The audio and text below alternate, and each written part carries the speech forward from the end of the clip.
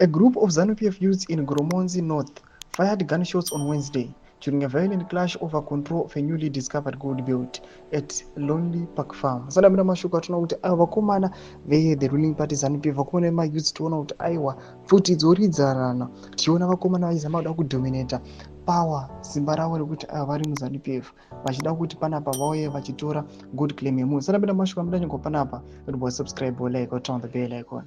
Tipinda Moblan Communities, the chaos erupted when a party youths, led by the ZANU-PF leaders from Vuta Ward 13, accused the party owner Chibamo, the Provincial Youth League Secretary for Education, and usurping the gold claim for personal benefit.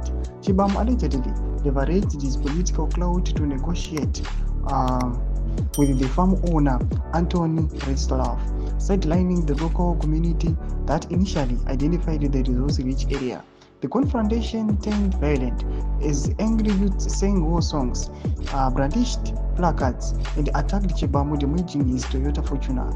Witnesses reported that gunshots were fired during the melee and 4 villagers were arrested.